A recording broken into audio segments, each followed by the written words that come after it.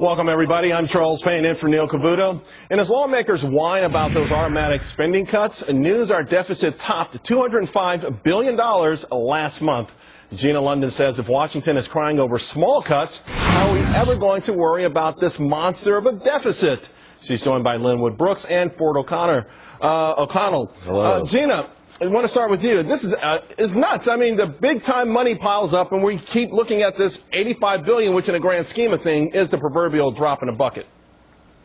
The drop in the bucket is exactly right, Charles. If you look at February of last year compared to February of this year, we went down in our deficit each year from $235 billion last year in 2012 to $205 billion, I believe it is. Like $25 billion is all we've done with a $600 billion tax hike that we've just paid. You look at those kinds of numbers, you'd have to multiply that times 8. In other words, a 4.6 or 8 trillion-dollar tax increase on mostly middle-class Americans just to stop adding to our debt. This is really where we are. These clowns in Washington, D.C. make the Greek politicians look, really fiscally sound these days. All right.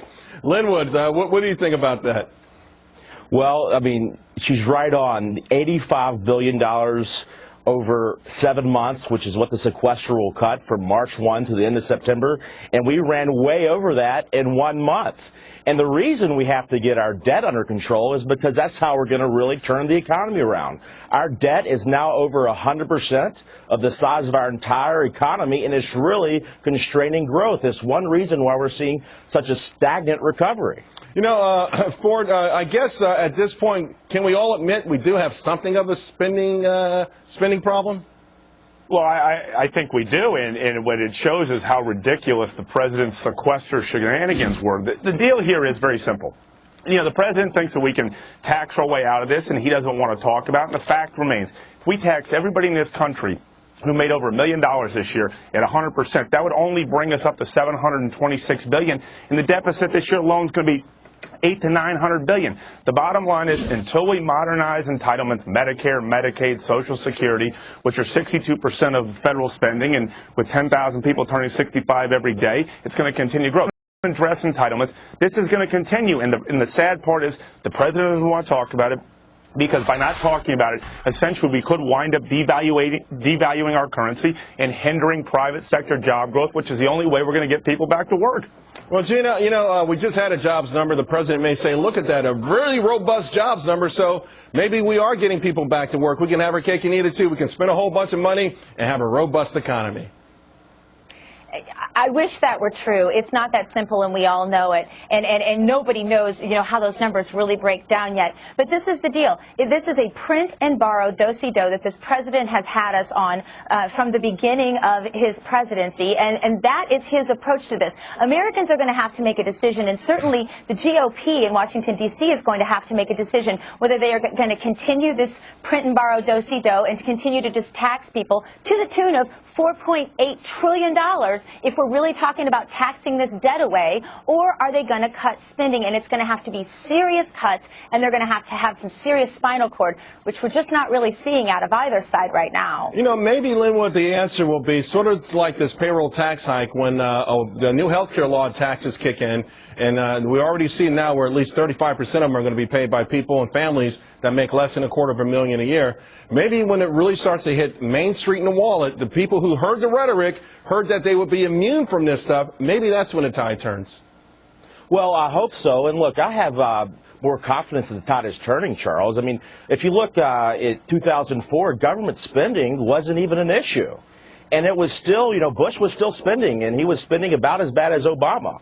But the point is, if you look at what the public cares about, right behind jobs in the economy is government spending. So there's still a long way to go in educating Americans on the difficulty in addressing this problem by really modernizing the entitlement programs. But I think we've seen Americans come a long way since 2004, right. Charles. Well, Ford, that's interesting because Americans have come a long way, and yet, the election outcome wasn't much different than 4 years earlier, and there's still this issue of people not wanting their entitlements to be cut. They're okay with the notion of cutting them, but just maybe not mine. Well, that's the American way. Unfortunately, if we're actually going to get the debt under control, both parties are going to have to be honest. The GOP is going to have to say, have some spinal cord, as Lenwood's saying. But also the Democrats are going to have to be serious about what the effects are. And to be perfectly honest with you, we can all sit here and talk about this, but really the folks out on Main Street really don't know about this. All they know is that we've got a serious problem, and nobody's explained to them why it's eventually going to hit their bottom line. How do you explain that to them in a way that gives them a sense of urgency? Because a lot of times when it's explained, it feels like, okay, you know what, something real bad is going to happen 20 or 30 years from now. Well, that's exactly right. And if we don't get this under control, essentially there aren't going to be any more jobs and your buying power is going to go down. Right now, a lot of people say, gee, we need to increase the minimum wage because the price of milk's going up. The price of milk's not going up. The value of your dollar is going down. And at the end of the day, whether you're rich, poor, we're all in this together, and we've got to put America back on a path to fiscal sanity. Right. Gina, I started with you, want to end with you. The idea that both parties can be, quote unquote, honest with the American public. Is that where I lose all hope? Perhaps. It's definitely going to take some tough talk. And again, the GOP needs to stand their ground. And I really believe this would be the smart thing for them, not only economically, but politically. The American people are feeling this. They packaged this as the $600 billion tax increase as supposedly on the rich. We all know this hit Social Security taxpayers more than anyone else, and most of those people are middle class. So Washington, D.C. is lying to us, and if the GOP would call out the Democrats on this, I believe it would really behoove them to do so, especially right now. Jim, let me say one thing. It's not just the GOP calling them out. It's also explaining the problem. We can say that the GOP has the high ground right now, but both parties really have to be in this together. Absolutely. We need honesty, and we need someone to really, truly articulate this. But you guys, by the way, you did a fantastic job doing that, and I appreciate it. All right, President Obama is reaching out to business.